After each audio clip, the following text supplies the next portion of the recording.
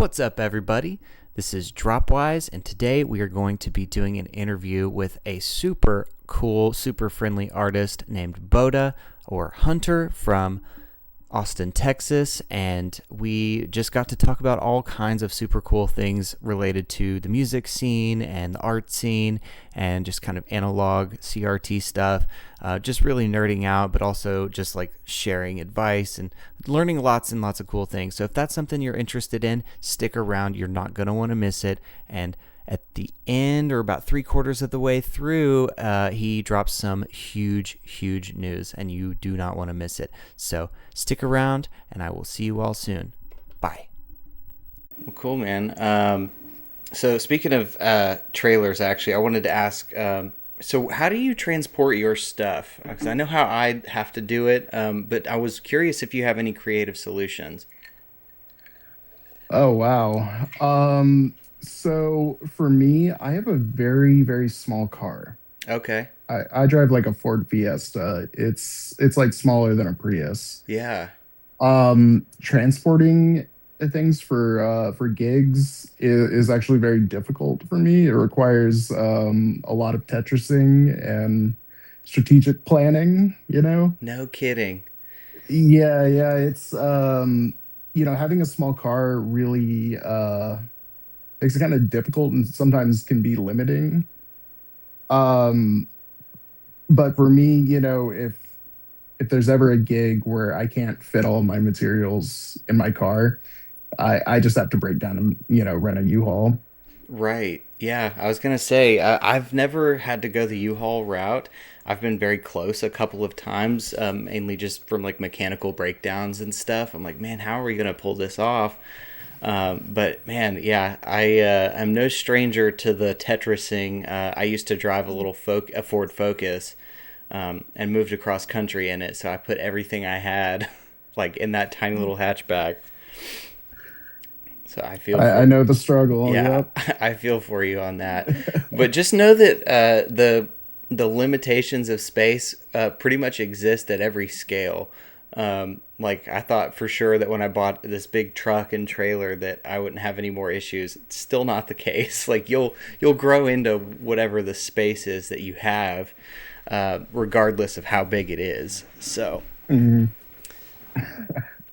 I'd like for you to introduce yourself and just kind of explain a little bit about what it is that you do and how you got your start. Well, my name is Hunter Cure. I go by Boda and Uncommon Electronics. Um, I've been doing art to some degree my entire life. As a kid, I always wanted to be an artist. I went to school briefly to try to be a graphic designer. Decided I didn't like that.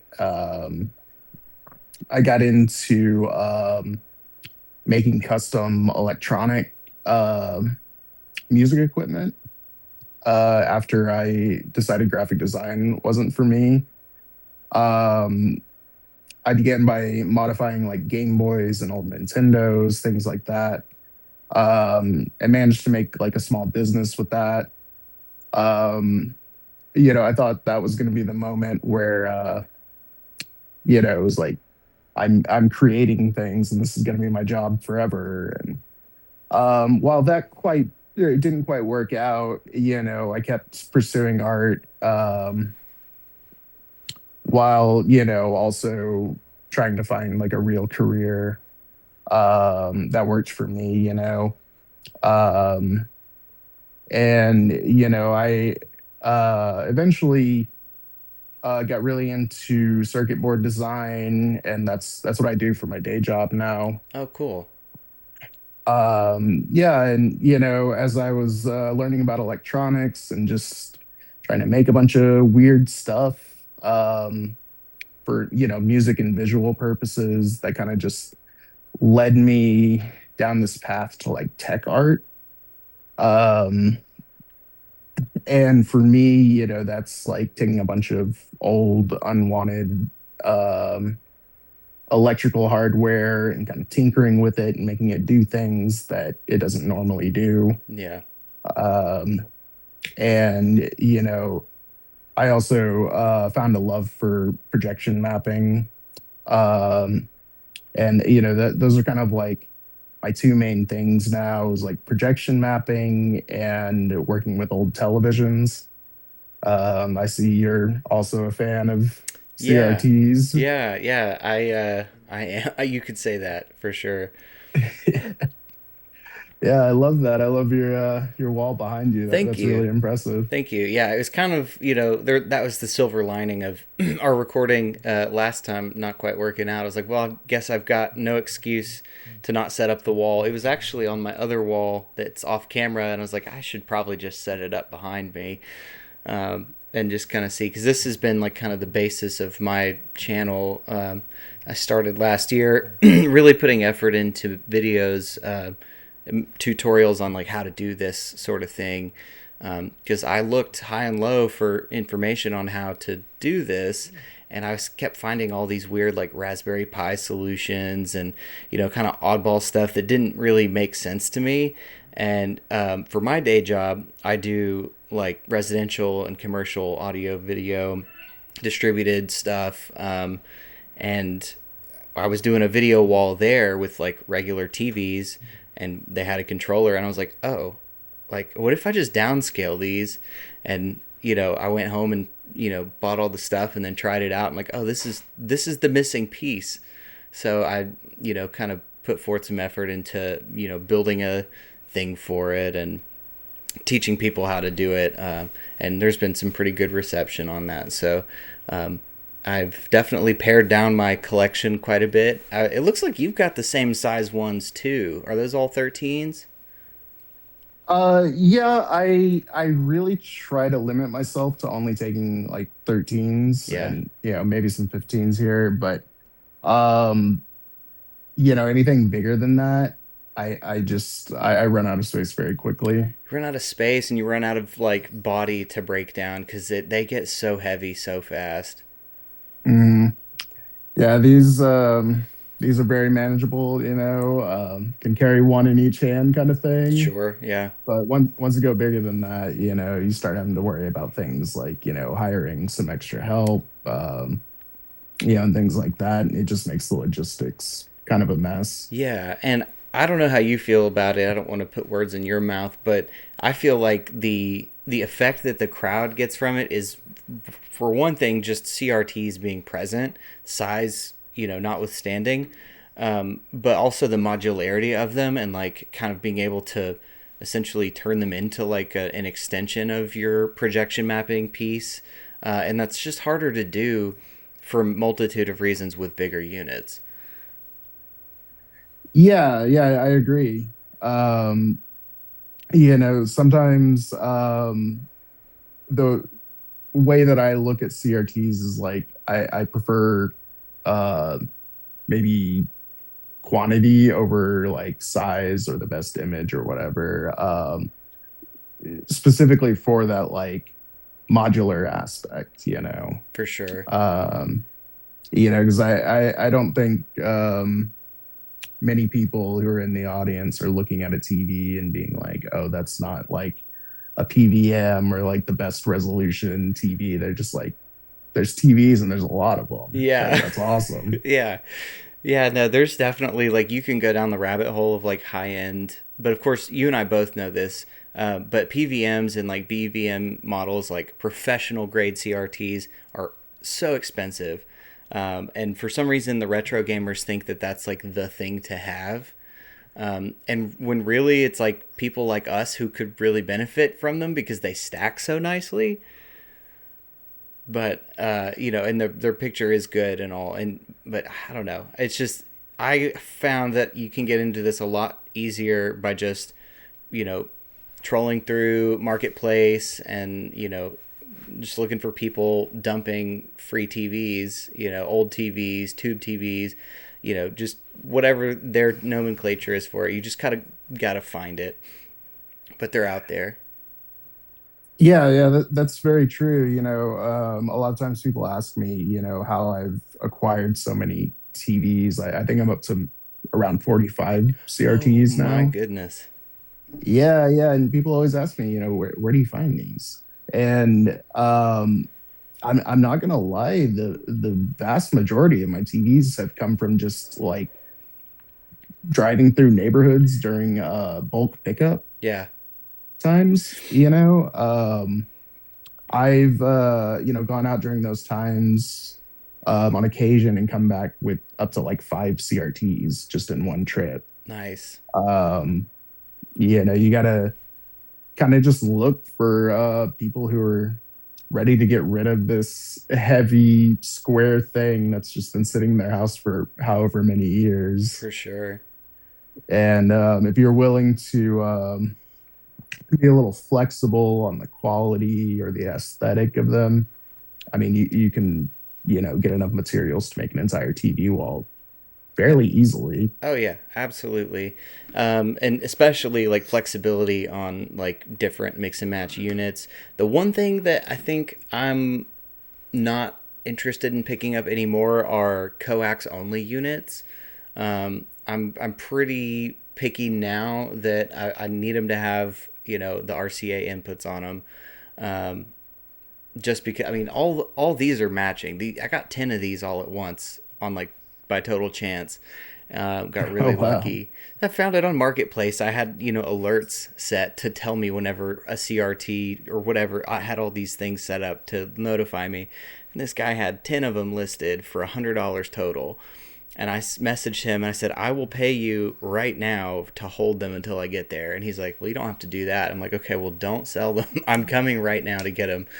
And, I've had all 10 of them ever since. And I mean, that's a once in a lifetime kind of thing. That sort of thing doesn't really happen, but it wouldn't have stopped me if I had to do mix and match either. But having to do what are those little devices that convert it from RCA to coax? I've got one over there. I just can't remember what it's called. Oh, RF Yes, modulators. an RF modulator. Hmm. Yes, I did not want to add those in the chain for a whole bunch of TVs. I have one for the, odds and ends kind of thing, but I don't want to do a whole bunch of them. Yeah, no, I definitely feel you there. I have quite a few sets that are RF only, and having to source all these RF modulators, which are kind of hard to come by nowadays. They're not cheap Um, either. They're like $20-$30 a piece. yeah, yeah. If you buy any of the more modern ones, you're looking at like 20 bucks a piece. Um, occasionally I can get lucky and go to Goodwill Computer Works and I'll find an RF modulator just in a bin of random hardware for, a buck 99 or something. Um, but having to keep track of all those, having to deal with the extra cables, all of that, it's a real pain. So I definitely understand your reasoning behind only taking TVs with like composite input. For sure. And it's always good to have an RF modulator on hand. I'm sure at some point in your journey you were doing like coax splitters, Mm. maybe even still for some of your displays. That's how I got my start. I had a whole pile of TVs and they were all displaying the same thing. Just being fed via coax splitter, kind of a cumbersome thing to do, but it's pretty easy. You feed in one signal and you just split it out. Your only limitation is how many coax cables do you have. So and then of course you kind of grow out of that and you're like, I really want these to be able to do something else. And you move on into the video wall controller stuff, and you know merging it in with your LEDs and your projection mapping and stuff through Resolume. And I wonder if when Resolume was first conceived, did they have this kind of thing in mind, or did they I just am curious. I wasn't there that early on, but I'm curious what people were using it for, or how they were using it. Like, are we behind the curve? Are we ahead of the curve? Are we kind of merging new and old? That's an interesting question. Um, I can't imagine what they or I can't imagine that they could have predicted what Resolume would become and everything that it could be used for. I'm kind of in the same boat as you. Like by the time I got into Resolume, it could do everything I needed. Um, but it's really become such a great piece of software, and it has the ability to run everything. I mean, I run my projectors, my LEDs, my TVs, everything from one piece of software. And um, I just find that to be really amazing that it can do all of that. Absolutely. And it's something that I've been kind of reflecting on more recently. It just kind of every time I use it, I just admire like how it's doing what it's doing is beyond me, but the fact that it's doing it is awesome cuz video is like a really intensive thing. And the more I learn about video as a file format, like the codecs and all these wrappers and things that go into it, it's really complex stuff. And I'm sure you've been there before where you try to dump a video into Resolume and it's like not wanting to play nice with it. And you kind of like grit your teeth and you're like, ugh, why Resolume? But, when it gets the, codecs and everything that it needs, it just is so seamless to blend video live and like add these effects and feed them back into other things. It's just so cool. And the fact that it can do it in real time is impressive, endlessly impressive. Oh yeah, I agree. It's got a maybe a somewhat steep learning curve, but once you get past that, it's just kind of limitless with what it can do. For sure. I do think it's kind of funny that they sort of only recently added the undo feature. Yeah, yeah. I my first version of Resolume did not have that feature. And I recall that pain. Were you on 4 or 5? I want to say five. I mean, this was maybe 2019. Okay. Not sure. I, But yeah, I've been running 7 point something for a while. Like definitely an outdated version by at least 3 or 4 years, but for what I'm trying to do, it still runs perfectly. yeah. Yeah, I tell myself every year, I'm like, okay, this year's the year I'm gonna hit the Black Friday sale, and every year right before something happens to where like my finances are not ready for a Resolume purchase, I'm like, maybe next year. I feel you there. Yeah. Well, cool, man. So, do you actually transport the face in your car, like as a constructed piece, or do you fold it down? Yeah, so I mean, it's really just one solid piece. There's no breaking it down any smaller than what it is, That's awesome. and um, yeah, yeah, this piece it takes up my entire car. Yeah. Oh, yeah. Um, so I have to kind of reserve it for gigs where I have a little bit of extra time for setup and teardown Take an extra because trip both ways. exactly. Either that or I have to get paid enough to at least justify renting like a U-Haul. I'd Um, start working that into your contracts, man. yeah. Yeah, anytime somebody reaches out and is like, "Hey, I love this head thing that you're doing. Can you bring that for the show and maybe bring some other stuff?" It's like I hate to do it, but I have to explain like I I can bring the head in one trip, but we got to figure something else out if we want anything more than that. Yeah. So, as far as like people in your scene in your community, do you have a lot of people like ready and willing to help with load in, load out? Is that not really much of the culture there? Because where I'm at, we've got a pretty good little crew of people who are happy and able and willing to like come in early and still pay for tickets or offer to pay for tickets. We if it's a show we're throwing, we put them on guest lists, but there's people who just do it for the love of the game and want to help out. I'm just curious if that like translates to other cities as well. Yeah, there's a good community of people here, especially in the tech art world. And I definitely have like a list of people that I know are always down to help. I think like a lot of times it's artists who are kind of like just getting into the game, and they're more than happy to help just to kind of like get the experience and like see how all of this is like set up and connected and whatnot. Um, but depending on the venue, there's also people there that are more than happy to help. And especially in the art scene that I'm involved with, it's all kind of just regular people, doing DIY projects and just trying to make things work. So once you get to know people, there's no shortage of like-minded people who are willing to help. For sure. And that was kind of my experience getting started in the scene in Arizona. We did a lot of renegade parties and, building like tall structures to like span fabric off of and like to do projection. That's where I first was introduced to projection mapping.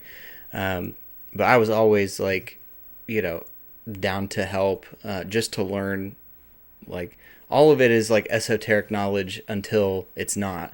Until you get in there and like learn, it's like, all right, what is this material? It's like, oh, this is just fence posts. I'm like, okay, what is this? It's like, oh, this is fabric from Joann's. I'm like, okay, sick. But it's like, it's just like behind the scenes thing until you get behind the scenes and it's just simple stuff a lot of the time, specifically for DIY natured things. But it all comes together in a presentation in such a way that just like it'll blow your mind. But that's the whole point. So it's like if you're willing to step behind the curtain and help and check it out if you want to learn more about it, like that's the way to do it. 'Cause we're tired. This stuff's hard. It's not fun to move. We'd love some help. So I'll happily trade, a ticket for entry and some knowledge just for some hands and help. Yeah, definitely. That's a great trade-off. And yeah, I would be thrilled anytime somebody offers some help in exchange for, some tips and tricks of the trade. For sure. So something that I wanted to ask you about, because as soon as I saw the face on Reddit, I was like, okay, this is something I've been wanting to build. We've talked about a little bit about how to build it using Blender and the paper tool. And what did you call it again? The paper model tool? Yeah, the exact command name escapes me at the moment, but it's like export paper model, I believe. Right. Okay. So that is something I've been chasing for quite some time, but something else I've been chasing that I've seen. I've not seen anyone do it in the States, and I've seen people get kind of close to what I'm talking about in Europe, but it's like a set of hands like coming off to the side. And in Europe for like the free tech parties, they'll do like kind of two-dimensional ones with like lines drawn on it to where it looks like hands coming towards you. Um, Mm. but I've been curious if it would be. I mean, sure, it's probably possible, but how much do you think, like, how much of a project do you think that would be to build something to scale, to fit the scale of the head, to have like a matching pair of hands coming off to the side? So it's funny that you ask about that. That's something that I've actually been trying to figure out lately. Really? I Yeah, no, I'm familiar with what you're talking about. I see these clips all the time. Some festival in Europe got these giant hands. I think maybe like a cube Yeah. in between them. Yeah. Um, and I've thought for a long time that would be the perfect addition to the head. Um, I haven't quite figured out the best way to do that yet. Um, because with the blender tool that I use, it's really only helpful with like really low poly objects. Yeah, Um, and if you think about a hand, there's, a lot of curves and sides to that. Can get a little complicated. So I'm not quite sure how to do that yet. But if you figure out anything, let me know okay, because I I'm will, interested. Yeah. because that has been something that I've got a few obsessions, for visuals and aesthetically things that I've like been stuck on for a long time. Eyeballs are one, kind of haunting looking faces like that one, and hands. Are you familiar with TAS visuals? Yeah, he does like a lot of stuff with like Tipper. Yes. Yeah. Yeah, yeah. He had a clip that came out last year from one of his shows where he had some hands projected, and there was no like a 3D model, but he had animated some hands doing some hand things that looked really, really cool and haunting. And the thing that kind of solidified it for me was like all the Tipper fans being like, "Oh, that was my least favorite part. It really made me feel uncomfortable." I'm like, "Good, that's what I want to do." I think because they're on like a little bit of a different wavelength. No hate to Tipper fans, I love Tipper, but I do. That's like the kind of imagery I'm looking for. Something that kind of makes you feel a little unsettled. I relate to that. You know, I really like that kind of like dark, mysterious, sort of unsettling, aspect of a lot of things. I think that's what I've gone for with this head more than just like trippy looking stuff. I want it to have a little bit of darkness to it. For You sure. know, Yeah. Yeah. I think, I remember early in my VJ days, it's easy to get into like the psychedelic vomit kind of aesthetic. It's pretty easy to just keep adding things until you get something like that. But having something that makes you feel a certain way rather than just being something cool to look at is, I think, definitely the goal. You want to kind of elicit some emotions, tell a little bit of a story, and have something memorable for people at the end of the night. I can't remember any show that I've went to that had just like generic psychedelic visuals. Like it just doesn't stick with me. I don't think it sticks with anybody. It's just pretty colors, but other things like the first time I saw a bunch of CRTs out, or the first time I saw something really well projection mapped, I'm like, okay, that sticks with you for forever. hmm So I will get back with you on the hands thing though. How about you build the left one, I'll build the right one, and then we'll have to come together and put them in at one show. yeah. We'll compare notes Yeah. and all that. Yeah, that sounds good. I've seen a lot of people doing modeling for stuff out of big blocks of styrofoam and those hot knives and stuff. Um, I feel like that may be a little bit out of my wheelhouse, sculpting. Yeah, that's where you really cross into like actual sculpting, right? Right. Like in the traditional sense. And yeah, for me as well, like that's something I'm completely unfamiliar with. Yeah. So it's a little intimidating, but yeah, I think styrofoam might be the way to go. I'm familiar with the methods you're referring to, and when you see a video on Instagram, it looks so easy, but Yeah. Yeah. I'm not quite sure, if that actually translates, but that's something I do want to try here pretty soon and just go down that whole rabbit hole. Yeah. Yeah. I wonder if it would be worth, trying. Uh, I don't know how to even like scale that. I guess you'd have to build it in pieces, right? Like start with through the palm, and work your way out for the fingers. hmm But anyway, so yeah, that's funny that we're like on the same wavelength about that. That's hilarious. So how about, I mean, aside from the hands potentially, do you have any other like projects that you want to talk about, or anything that you've been kind of working on in the background that has been kind of getting your gears going? Yeah, I've really been focusing on this piece behind me for a while, but there has been a project that I've been working on for about 4 months that I'm really excited about. Um, I'm working on a project with Look Mum No Computer. Oh, no Uh, way. Are you really? yeah, yeah. A couple of years ago, I went out to the UK and took a day trip out to Ramsgate, where he's from, and has this museum. Uh, Museum is great. If you're ever in Ramsgate, definitely go.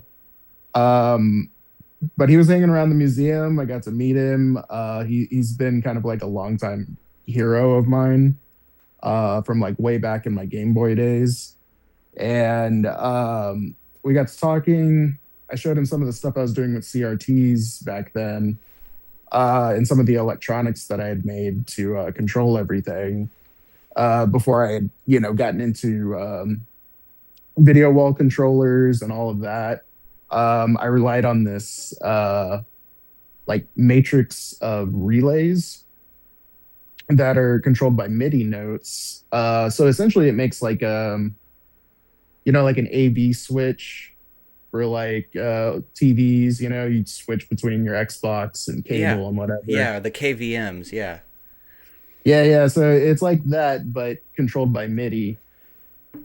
Um, so you can hook up a keyboard to it, play it kind of like an instrument, make TV splash, change short sources and things like that. Um, I showed him that, and he introduced me to his team. They were really excited about it. And then about 6 months ago, his team reached out to me and they were like, "Hey, we have all these CRTs. We want to make something really cool. We really like this MIDI controlled video system that you've got going." And they invited me to collab on a TV wall for his museum. So I've been revisiting that project, which I'd kind of retired after I figured out a way to control everything with just Resolume. Right. But it's kind of like in his name, like Look Mom No Computer. Right. Can't really have like the computer part of it, and so I'm revisiting this like kind of archaic technology that I used, and redesigning it and optimizing it for his setup. And hopefully, sometime this summer, we'll get it going and start constructing the actual wall. Um, That's fantastic, dude. Congratulations on that. Thank you. Yeah, I'm really psyched about this project, and I just got the prototypes built a few days ago, actually, and everything's running great, and I'm really really stoked. That's awesome. Well, I 100% expect follow-ups on that. I'm sure I'll see it on his channel at some point, but that's really exciting. Yeah, yeah, that's been taking up most of my time lately, but it's gonna be so worth it. For sure. That's so cool. And to like be able to bring an old piece back for somebody who's like, this is specifically what I do, like strictly no computers. You're like, okay, well, I've got a thing for that. Yeah, yeah. I felt like it was just a part of the past, and nobody'd be really interested in that. But sure enough, he found it very fascinating, and it's kind of right up his alley with the things that he makes. For So sure. Well, that's awesome, dude.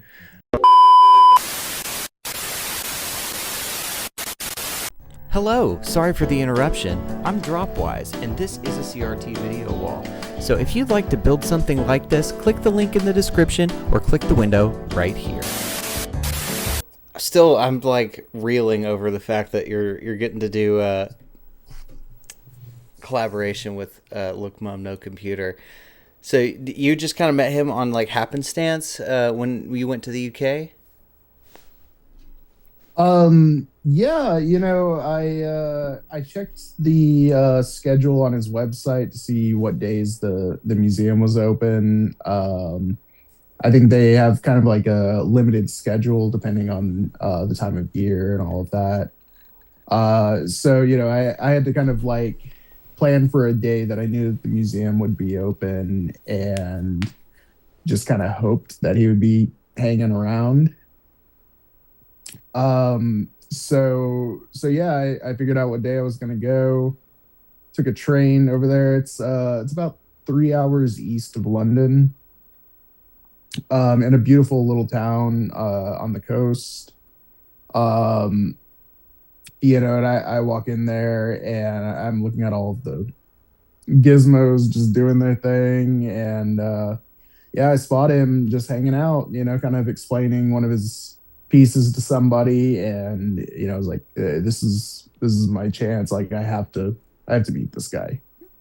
Um, and I had the opportunity to kind of like chat with him and just kind of show him some of my stuff, and he was stoked, and he brought out his team members, and we all just kind of nerded out on some stuff for a little bit, and yeah, just took off from there. That's awesome, dude.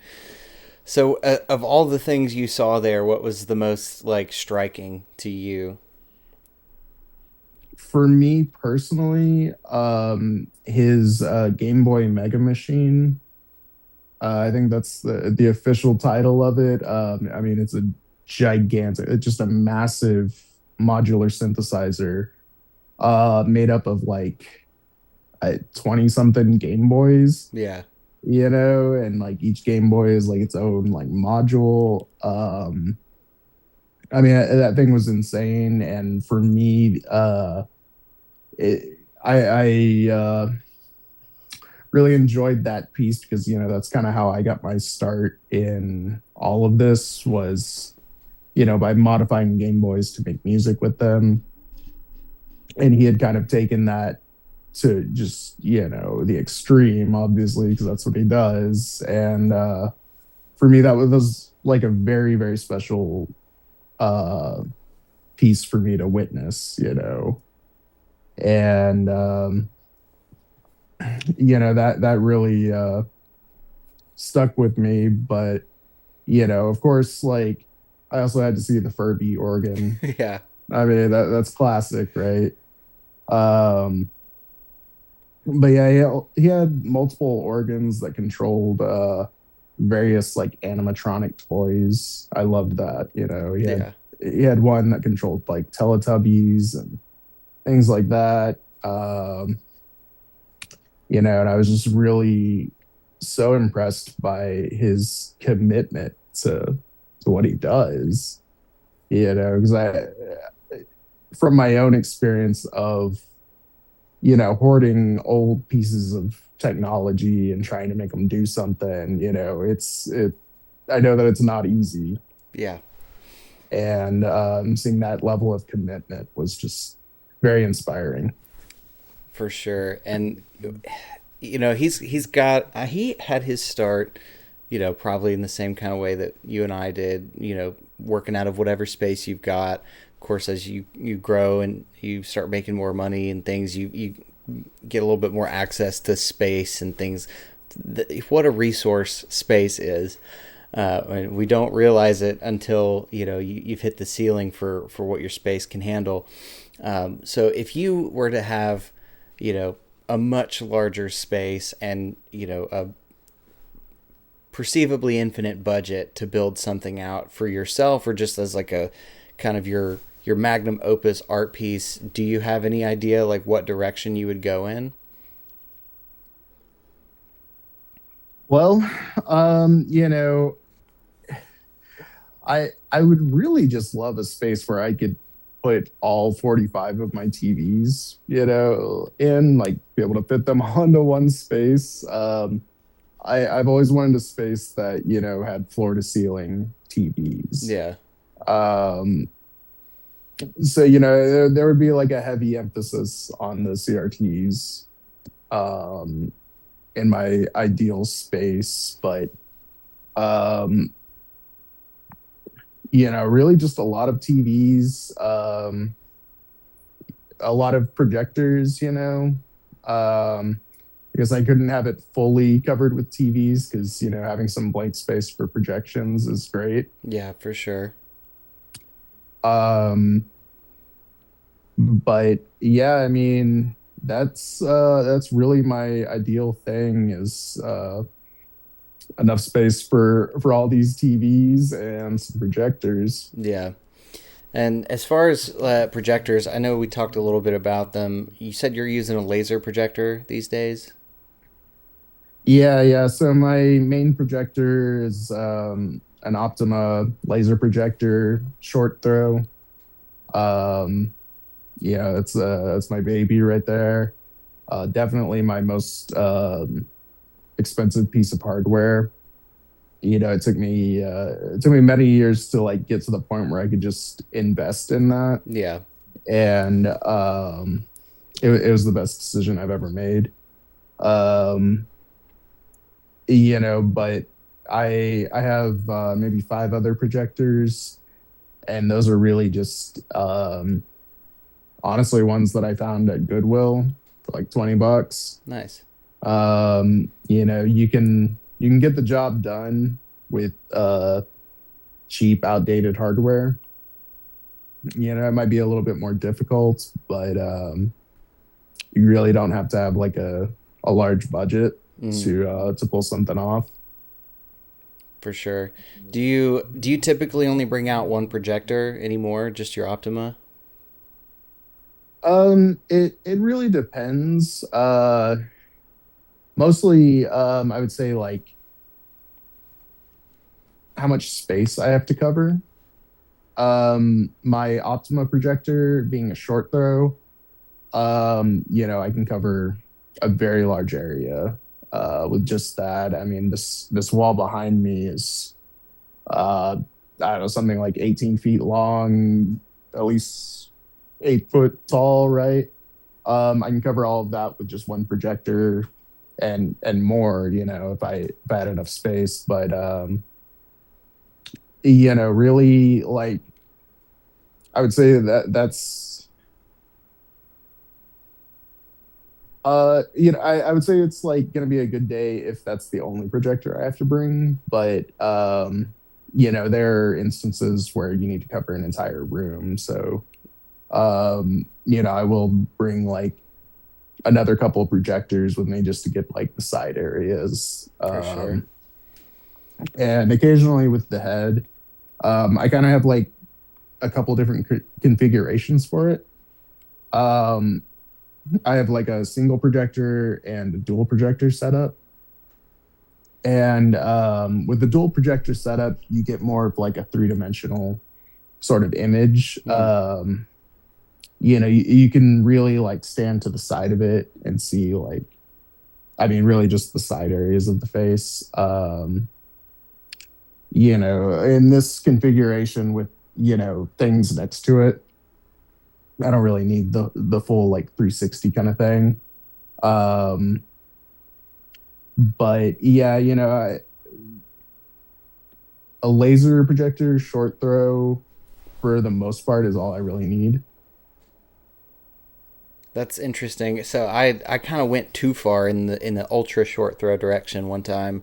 Ended up picking one up on eBay for like a crazy deal, but it was the kind that's meant to be like 6 inches from the wall above like a whiteboard, and they come. You know how they come out at like that crazy steep angle. Hmm. If it's not projecting on something flat, it's just smeared and warped and distorted, and it just wasn't going to work for anything that we do.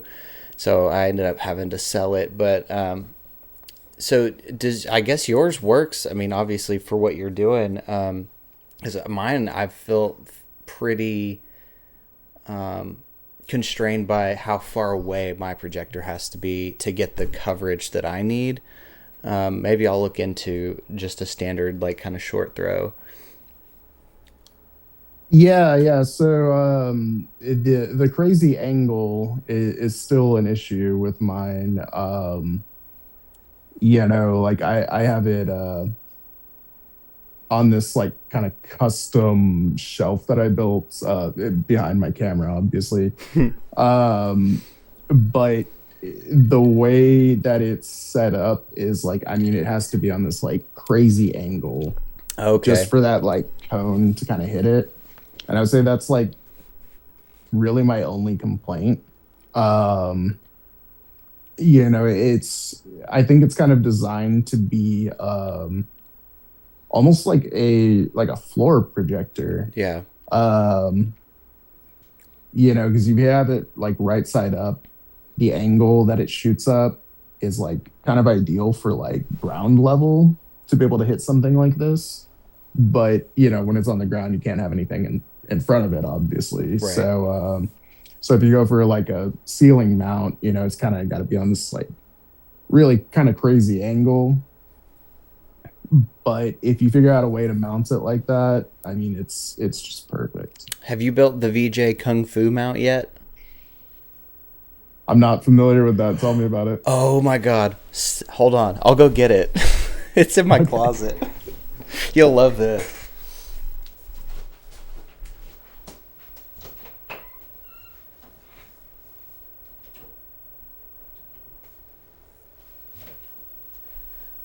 Oh, I'm so shocked you haven't heard of this yet. Okay, so this is it. It's like a multi-clamp kind of piece, but this is the real business right here. So this piece clamps and it adjusts like insane, but you can hang it from pipes and like I-beams and stuff. If you can grab a hold of it, it will hold. And then it has an extension arm on it. So typically the way you do it is you hang it from something, and then down here you've got this little cotter pin section. So you build a little platform to mount your projector to, and that pin goes in there and it holds on to it.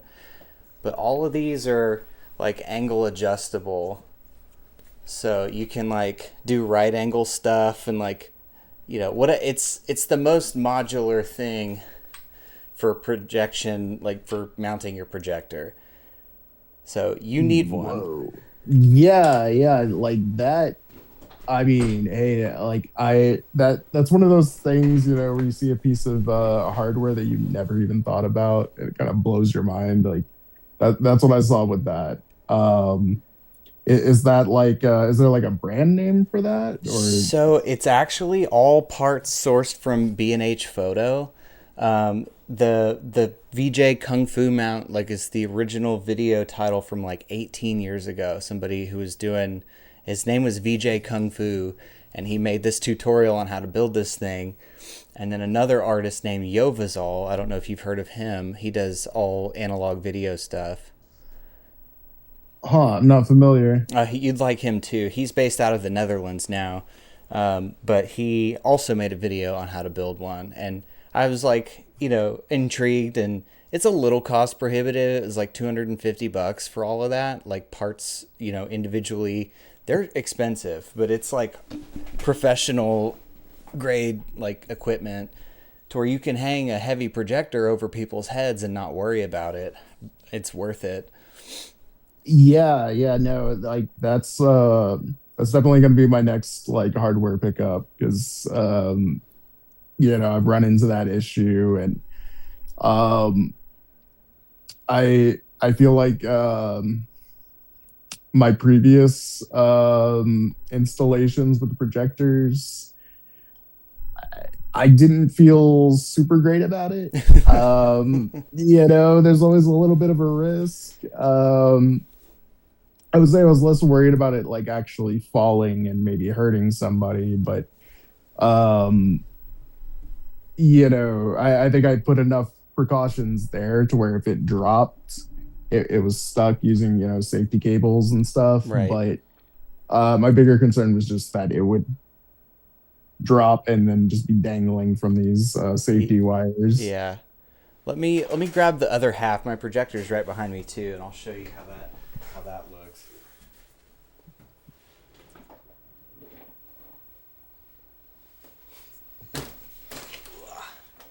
So, so I built this box originally, this like little wooden piece for it to sit on, and it was on a tripod mount. But this little pin right here is what goes in the end of that VJ mount. Oh. But because of this, it fits in like some standard tripods for lighting. So in case I can just set it up at like 7 feet, I can do it with Mm. this and leave it on. But that's all it is. That's all there is to it. I'll send you the link for that as soon as we're done. Yeah, definitely. That was a game changer. It was a little bit of a pill to swallow to buy all that stuff and not know like how useful it was gonna be. But it's it's worth every penny, I swear. Yeah, yeah. It sounds like one of those things where you really just can't comprehend how much easier it's going to make your life, until you actually have it and kind of Yeah. bite the bullet. Yeah, for sure. There's going to be a couple instances that you use it too, and you're like, oh my God, thank God I've got this thing, because I don't know how I would have done it otherwise. Hmm. So, yeah, for sure. And it'll tell you too in the video that the extension arm is optional. I don't consider it optional. I think you definitely got to use it. Um, but yeah, especially if you're doing some funky stuff with that angle for the short throw, I think that'll make your life a lot better. Yeah, yeah, that sounds great. And, seems like it would be really helpful, not just with the angle of a short throw, but, I'm sure you've experienced the feeling of, showing up to a venue, maybe one that you haven't ever worked at before, and you realize that you don't just have like a straight shot, on your target. So you got to kind of like, mount a projector kind of off to the side or something. You got to Yeah, kind of like work with it. Seems like that piece of hardware would help a lot with that kind of situation. 100%. There was a venue that is no longer with us. Rest in peace to Brickyard. But it had a drop ceiling in front of the stage for some reason, like like the foam insert drop ceilings, Mm. and there was nowhere to hang anything there. So you had to be back behind the drop ceiling and off to the side because there's like a walkway where everyone goes through to get to the rest of, the bar and everything. So I was always like slightly off center and floor mounted with my tripod.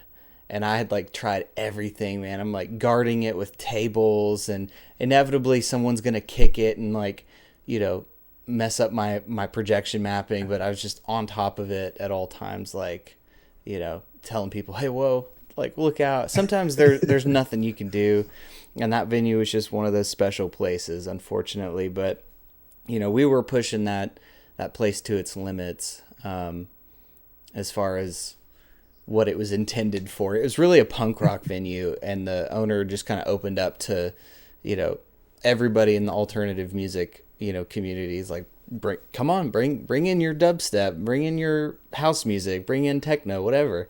Like, do your projection mapping. But it wasn't built for it, that's for sure.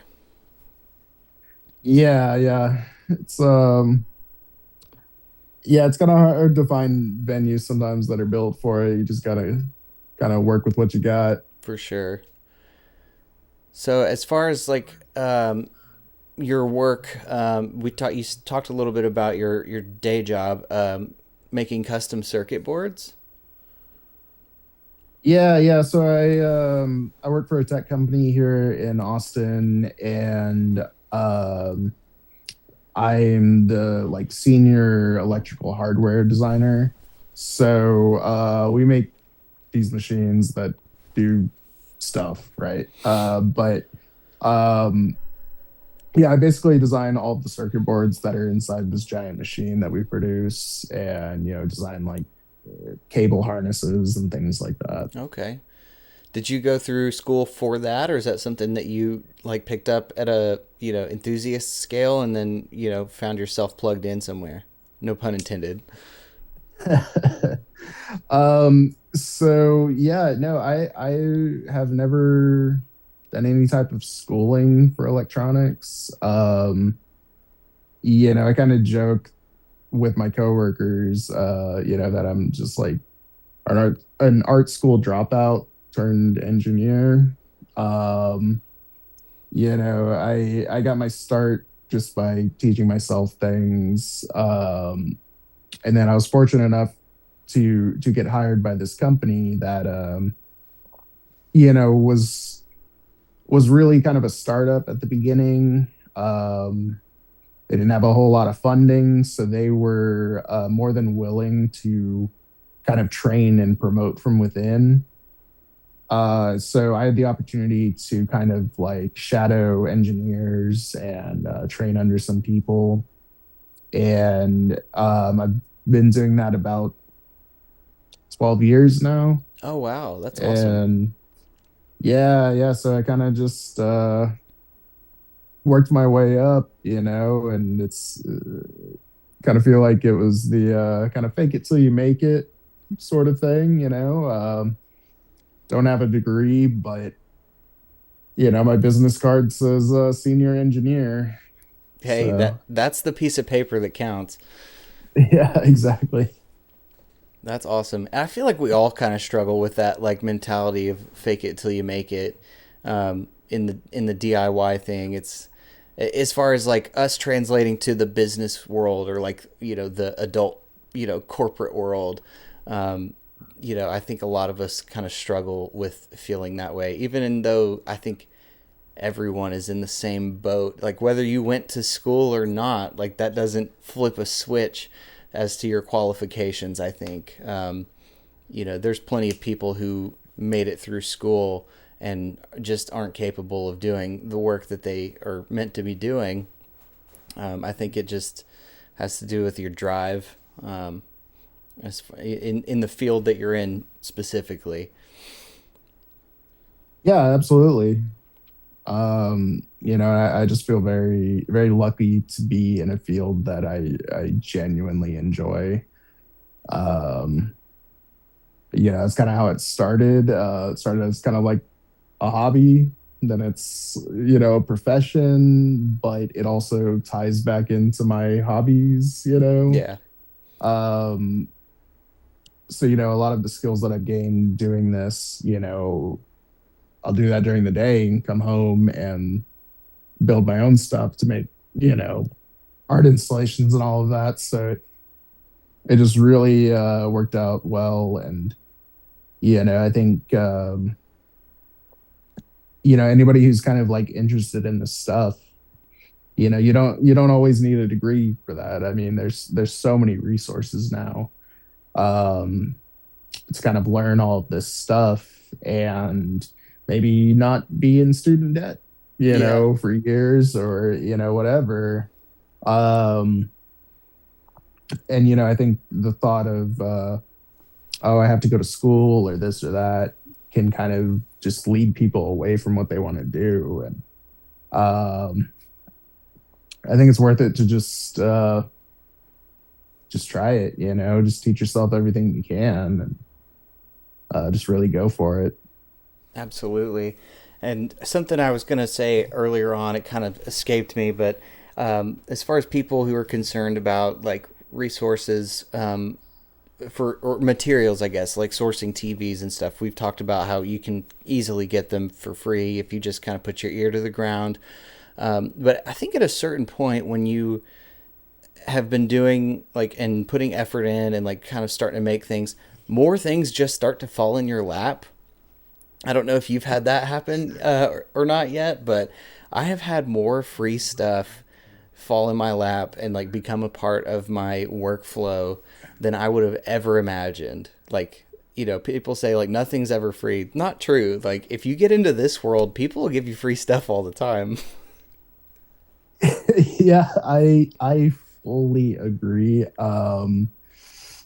Once I kind of like got involved with some of the artists here in Austin, and made some friends, I'm gonna be straight up. Like I actually got Resolume for free. I got synesthesia for free.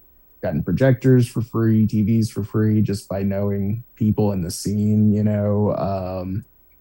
With Resolume and Synesthesia, which are kind of pricey softwares, right? Um, I made a friend who was actually the instructor for my projection mapping class. Oh, okay. Um, yeah, yeah. So we became friends, and he's definitely very professional in this field. Does very large scale things, and it was just like, hey man, like I upgrade my Resolume like every year, and I've got a spare seat on 7.1 or something. Like, you want it? And it kind of just worked out, and that definitely changed everything right there. Oh, And for sure. you Yeah, know, unfortunately, Resolume is very pricey, especially Arena, which you have to have for projection mapping. Um, mhm. there are ways to get your toes in the water. You can do demos and stuff, other things we won't talk about, but but it does happen. Like, the free stuff will fall in your lap eventually, if you put yourself out there and talk to enough people. Eventually, things will start to come to you. I actually got this really cool piece. Are you familiar with a wave pool? It doesn't sound familiar. So it's a Raspberry Pi based device, but it's an open source software. It does like video feedback. It's essentially, it feels like it's analog, but it's not. It's excellent. It's an excellent piece of hardware. But somebody who I've still to this day never met gifted it to me through a middleman by accident. Like, he brought it to this venue owner and he gave it to her, and he said, I just have a feeling that you know who this needs to go to. And she said, I know exactly who this needs to go to. So she gave it to me. And I'm like, cool. So she gave me his number and we kind of chatted about the thing. And, it's sitting here on my desk and I've been doing stuff with it. Um, and yeah, it's such a cool little piece of hardware. You can purchase them for like $450, or you can build one for like 100. So I mean, if you source the components, like the most expensive piece is this like little Korg MIDI controller kind of thing. Um, Huh. it's like $80, but it's like perfect. It just fits in your backpack, and it's pretty capable of doing some cool stuff. Um, you know, Free TVs, stuff. Just, oh, I've got an analog video mixer too that somebody gave me. He's like, this has been sitting in my closet for 15 years. I thought you might like it. I'm like, I've been watching videos all week about analog video mixers. How did you know? So, Yeah, it's really great how things like that just work out once you gotta find your community, right? for sure. It sucks that that kind of thing doesn't happen for other fields, or even just like everyday life, where you're like, man, I really could use a car. And then somebody's like, hey, I just feel like you might need a car. Can I give you one? Like, that'd be nice. Yeah, that would be great, but hey, we can settle for free projectors and TVs for now, right? Absolutely. Yeah. Yeah. We need to get you we've got to work U-Hauls into your, I'm stressed for you thinking about packing into your Ford Fiesta. Yeah, it's getting to the point where hopefully I'm gonna upgrade my car here pretty soon. But yeah, if I just knew somebody who owned like a box truck or something that was just willing to let me borrow it anytime, that would be great. So For sure. if you know anybody, let me know. I will.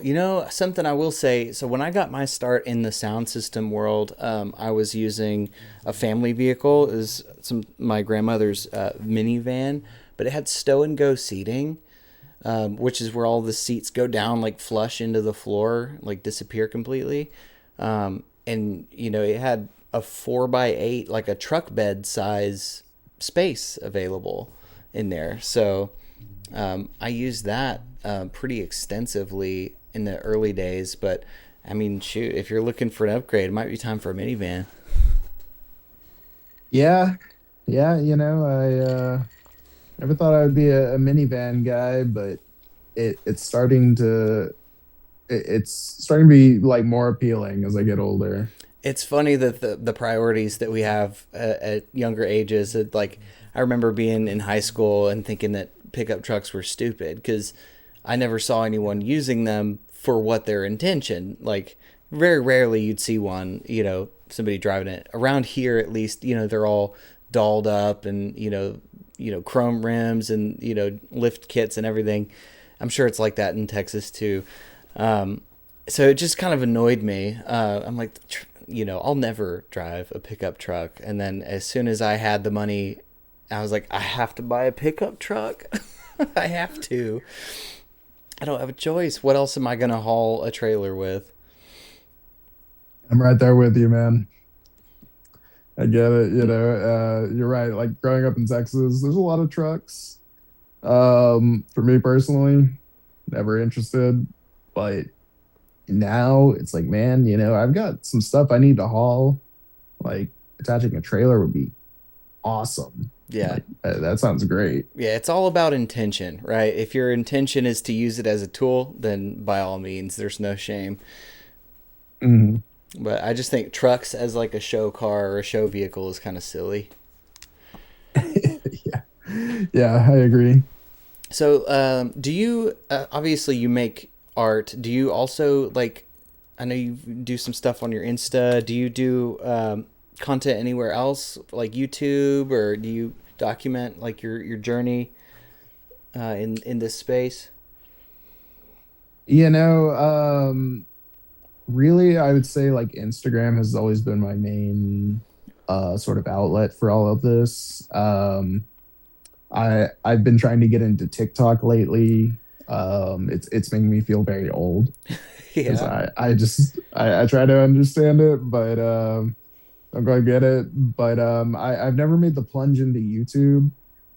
Um, and you asked about like documentation, and I would say that like that has been perhaps my greatest weakness throughout this whole thing. I've been very bad about documenting things, and I just wish I had learned that lesson a long time ago because I feel like that's so important, and I need to get better about that. It's a hard habit to Um, start, man, because you get into a flow of like working on a thing. There's nothing that could pull you off of it until it's completed, and including trying to document it and being like, oh, I should record this. yeah, yeah. I mean, when you're trying to put together like a portfolio or apply for gigs or whatever, you really need that documentation, and I think that's something every person that's trying to get into this scene. I think that would be like great advice for them is just document everything. Oh, absolutely. I would agree. And it's like I'm bad about it as well, specifically for events that we're putting on and, doing production for. Because it's a lot to manage. My girlfriend, she does a lot of the front end things, dealing with the venue and, tickets and wristbands and just kind of making sure everything flows really nicely, making sure water jugs are filled, all that stuff, talking to the DJs. And I'm more, back of house, front of house, doing production stuff, sound, and it is the hardest thing, especially if I run into any issues during setup and something's kind of acting up. I will find myself not getting very much, if any, video of what I'm creating, except for maybe a couple peak moments during the night when the crowd's like really popping off. Um, and I really wish like I need to integrate something into my, even if it's a chest body cam or something, I don't know, but something's gotta change for that because at the end of it, we always are like, all right, we got to put together a recap, and it's like, whew, it's gonna be a tough one. Yeah, I am right there with you, man. I totally feel you on that. When you're doing a gig, I feel like, at least for me, more often than not, something goes kind of wrong, or like, I just really have to put my attention on just making things work. And, then the end of the night comes and it's like, wow, I didn't really have any time to just step away and record something, or, whatever. And, um, yeah, it's really difficult to get into. Um, and yeah, I'm not sure of like the best way to do that, like the best flow. But if you have any tips, let me know, man, because it's hard. It is hard. Yeah, I'm no videographer, that's for sure. I'm good at my little niche of things, and I mean, I hate to say, like, I wonder if it's not worth spending a few $100. I don't know what kind of budgets you guys are working with out there. Ours are tight here, but sometimes you can get somebody to do video for 100 $150 for an event. Maybe that can turn into like a barter kind of thing. Maybe cross cross pollinate sort of thing. But yeah, that's like always our missing link too, is video and documentation. That's why I've been trying, like, over the past year to document like the journey of this CRT wall, and like little things here and there. I've been doing stuff talking about this wave pool thing more, and just trying to figure it out. And just like everybody else, try to chase a little extra income too, hopefully one day. So Yeah, I feel you there. I guess like one tip I have, on the subject of like documentation is, it does help if you happen to know people who are photographers or really into, all of that kind of stuff. Make friends with them. I'd say like the best documentation I've had with any of my stuff has come from friends that I know in the scene who just happen to be photographers and videographers. So it always helps to have, those people in your community. for sure, 100%. Yeah, that way, I think that's an important thing to delegate. You can't do everything. There's some things you've got to kind of pass on, and pass the torch a little bit to ease your strain, because we got enough on our plate as it is. Hmm. So trying to do too many things at once is, it's gonna can be catastrophic. So Yeah, yeah, for real. okay, one last quick thing I wanted to ask: what is the most catastrophic failure that you've had at a show? Oh man. I've had a lot of very close calls. I've had a lot of experiences where, I mean, 5 minutes before doors open, everything shuts down, for one reason or another. Um,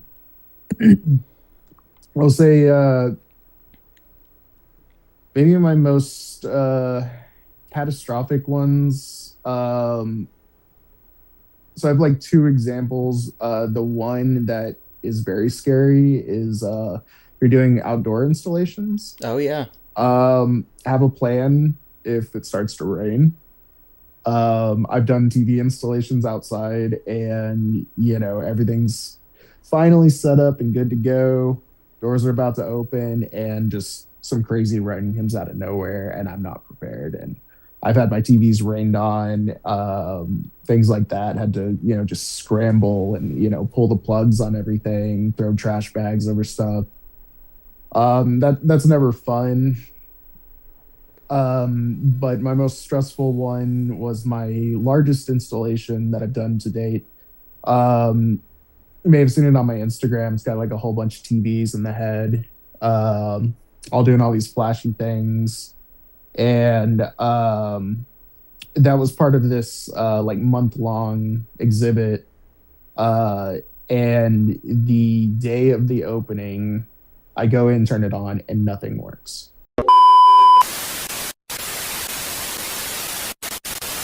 hi, me again. Thank you guys so much for watching if you've made it this far. And I just want to say I appreciate each and every one of you for interacting with the channel, for joining me on this journey. And if it's something you enjoy and you want to learn more, consider subscribing to the channel. It helps me out a ton. I really do appreciate it. And I look forward to sharing more of my artistic journey with every one of you. Thank you. Cut off at like the worst possible time. I was like on the edge of my seat for your story. Um, yeah. So the question was my most catastrophic failure. Outside of the unforeseen rain, um, my largest installation that um, was composed of like 25 TVs, all these custom electronics doing things, projection mapping, the whole shebang. But everything was being controlled by my computer with like Ableton, Resolume, and it was for this month-long exhibit, that I'd put weeks into, and the opening day, um, I go in to turn it on, and to make things worse, my mom and sister had showed up for the opening day, right, to see my thing, and I go in, I flip the switch, try to turn it on, nothing. Projector's not displaying anything. None of the TVs are doing their things. And, I mean, I had maybe 5 minutes before the public was going to be let in. And it was a very busy night, opening night. And yeah, it was that day, for whatever reason, my computer just decided to freak out, and Resolume wasn't working, Ableton wasn't working. Um, I mean, it was just chaos, and I had people kind of like migrating towards the space where my installation was. So it's like, I could just kind of like see the pressure coming, like, they're about to get here. And luckily I was able to fix it, but I had to go and basically reset every piece of electrical hardware, which 25 TVs, projectors, all these custom electronics. Had to go and physically like reset them, like reseat cables, restart Ableton, restart Resolume, restart my computer a couple of times. And to this day, I have no idea what happened. Um, but sometimes that's just how it goes. Things just decide they don't want to work right then.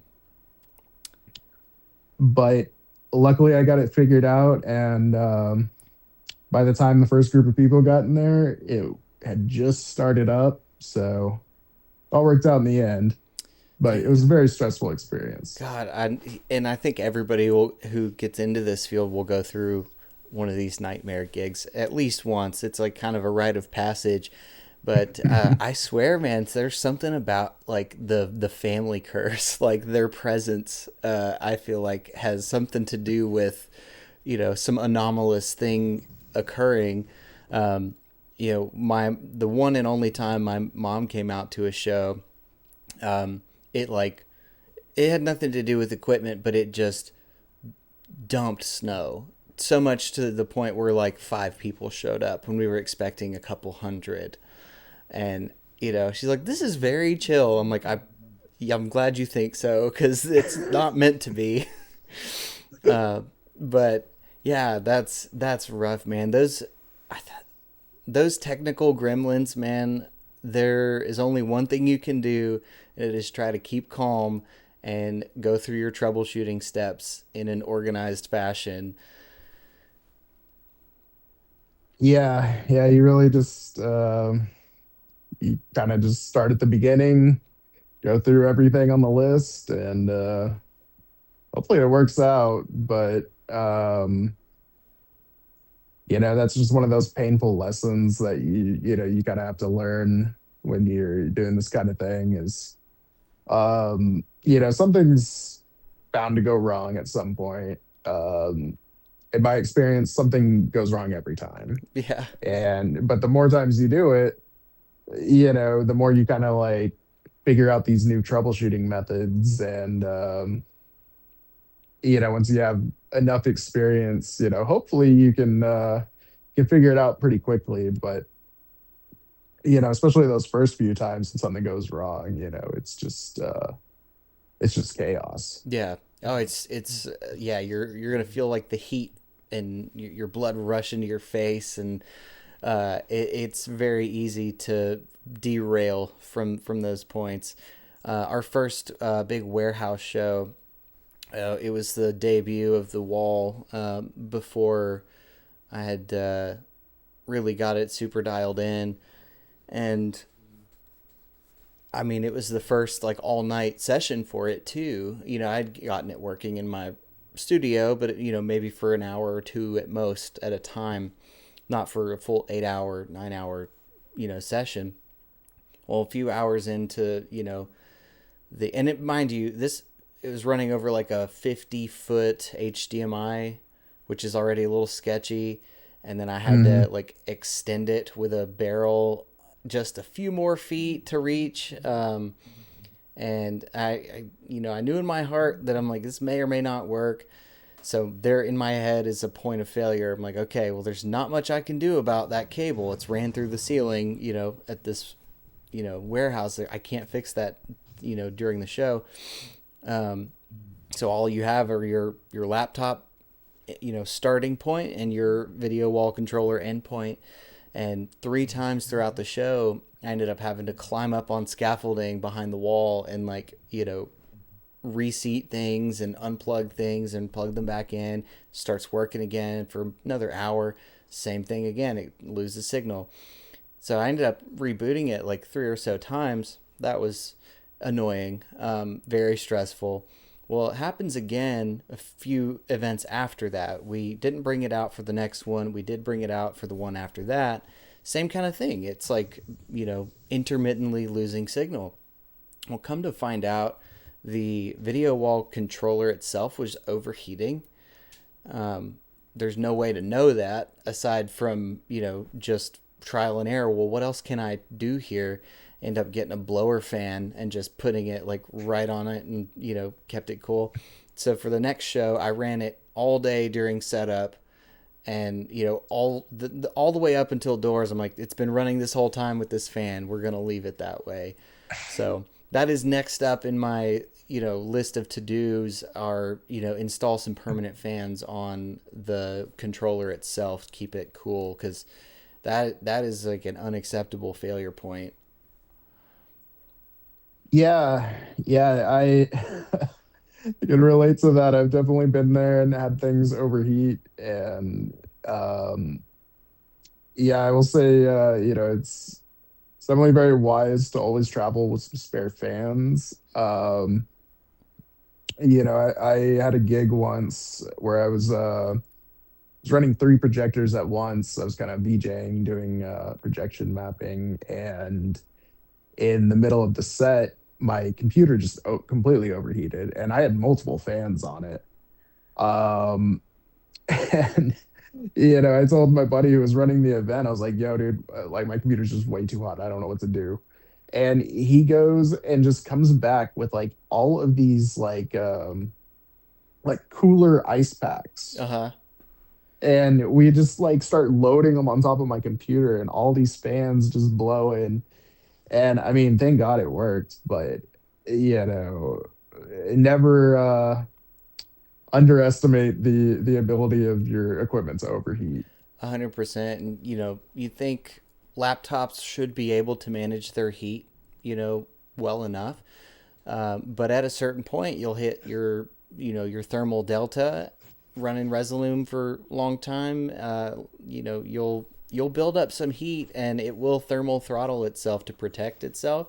That's when you start having crashes. That's when you start having frame rates that drop into like the, you know, teens and stuff. You're like, oh, this is not good. Is it a video problem? No, it's you're overheating. So yeah, having having a machine that's capable of keeping up with what you're doing is important.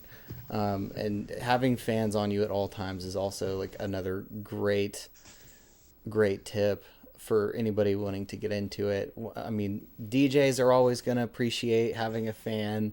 Your computer and yourself will always appreciate having a fan. And I would, to add to that tip, if you can get them, those blower fans that have the little outlets on them too, like a little breakout outlet. Um, they're kind of made for Mm. like job sites or something, so you can plug in a fan and like a work light off of it, so you don't have to keep running extension cords everywhere. It's always nice to have an extra place to plug something in. Oh yeah, that's a really good point. Yeah, they're a little bit more. It's like maybe you might pay $40 to $60 for one, but the amount of air that they move and having those extra outlets is totally worth it. I'm gonna look into that. Yeah, Yeah, I like that. yeah. Walmart's got a bunch for pretty reasonable. I got this cute little red one, and it also has these feet on it to where you can like blow it straight or at a 45-degree angle or straight up. Um, it's pretty Mm. simple in that way, depending on what you're trying to cool and from which position. But yeah, definitely look into those. I'd say for future stuff. Yeah, I'm gonna check that out. Sounds very handy. Yeah, absolutely. Well, cool, man. Well, thank you for sharing that story. I know I was probably like a little bit of a flashback. You're like, I was trying to forget about that awful night. I mean, it's something you just got to get used to. Yeah, no, it is for sure. And there will be more nights like it for you and I both, I'm sure. But we're Mhm. more equipped to handle it now that we've gone through, similar things. Yeah. Well, cool, man. Do you have anything else you want to plug? I'm gonna put up your Insta handle on the video and put it in the description. If there's anything else you can think of, you wanna tag any venues that you're working or anything else you got going on? Yeah, really only have like one gig lined up at the moment outside of the things I already mentioned. I have a gig April 14th, I believe, at Hole in the Wall. Okay, It's a venue here in Austin. I'll be doing like a stage design and DJing for a an album release party for a local artist here. cool, So, I'll be bringing all this kind of stuff. And yeah, other than that, keep an eye on Look Mum No Computers channel. for sure. Maybe you'll see I'm me on there pretty soon. I'm very much looking forward to that and document everything during your journey because you can definitely leverage that opportunity of going and doing that, timing it with the release of that of his video. You'd be like, hey, yeah, that's me, and that'll put you in a good spot for sure. Yeah, I will remember that. Thank you for that Of advice. course. Of course. Well, Hunter, thank you so much again for your time. And sorry about all the technical issues. It turns out this stuff is not easy. Zoom is not like OBS doesn't want to record it like at all. That's a whole thing. It turns out I did some forum searching. It turns out it's an ongoing issue from like 6 years ago. Well, there's always something, right? Always. What we've learned. Yeah. Oh, yeah. Just like we talked about. Yeah, you gotta roll with the punches and learn what you can. Yeah. Awesome, man. Um, I'll let you get out of here, but I appreciate your time and I look forward to hearing from you and those follow up videos, man. yeah, yeah. Thanks for having me. It's always a pleasure to chat. And Likewise. yeah, I look forward to it again in the future. Of course, of course. And we'll have to schedule or a visit or something. I've never been out to Austin, but I'd love to get out there and see your work. Yeah, definitely. Anytime, let me know. For sure. All right, man. Well, you take care. Appreciate you. Thanks, you too.